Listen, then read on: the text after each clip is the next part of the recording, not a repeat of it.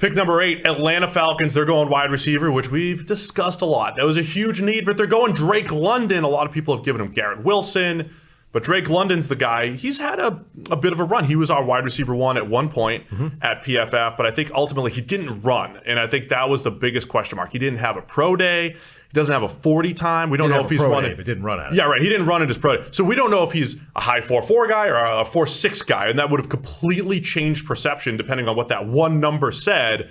But the Falcons are banking on, hey, he's fast enough because the rest of what he brings to the table is good enough. Yeah, the Atlanta Falcons going wide receiver at this pick was, I think, pretty well known or pretty expected. For them to pick Drake London is a really interesting call because, look, it's a wild wide receiver group. There's so many different varieties of wide receiver, all in the same kind of area. And you could pick pretty much whichever one you wanted. It's just a case of what flavor wide receiver do you want at number 8? And I've been giving them Garrett Wilson a lot. He's the guy that I had at the top of the draft. But there's a lot of different orders to these wide receivers that I would be perfectly happy seeing in somebody's rankings and saying, I can see your justification for that. I don't dramatically disagree, right? I have it in a slightly different way, but I understand why you would do that. And Drake London is one of those players. Like, you're going to hear all about his contested catches, right? Led the nation last year in contested catches despite only playing in 8 games. That's kind of crazy. Yeah, just on its own, right? So he's a huge big body guy. We talked on the main podcast before about how he reminds me of like a Gaelic football player, right? A guy who is always high pointing the ball, going up and plucking it out of the air with 2 hands, perfect all the time. Doesn't just win with those jump balls either, but as soon as the ball is in the air, understands how to track it and adjust himself, adjust his position relative to the DB. Like, these are high-end skills that offset a lot of not being fast. But at some point, the speed makes a difference, right? And we had this exercise before of like, who is the slowest elite player in the NFL right now in terms of wide receivers, right? It's guys like Cooper Kupp and DeAndre Hopkins, and it's high 4.6s. And we don't even know if Drake London's that fast. Like, he might be a 4.7 guy. Don't even say Keenan Allen in his 4.7. That was fake.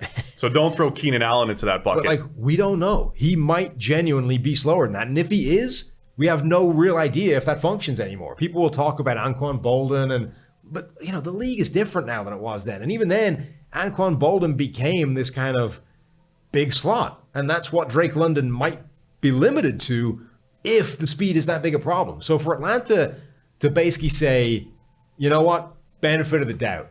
Well, let's assume he runs a 4.5 and what he's good at is too important. And to take him at 8 is a hell of a statement. Where are they going to use him too? Because it's interesting to me when you look at the profile, because you mentioned the contested catches. It's a huge part of his game, but a lot of that isn't down the field contested catches. He has one of the lowest average depth of targets among recent NFL draft prospects, only 20th percentile. So he was used in college as a possession receiver, that like uber slant and curl and just underneath type of receiver, which is fine.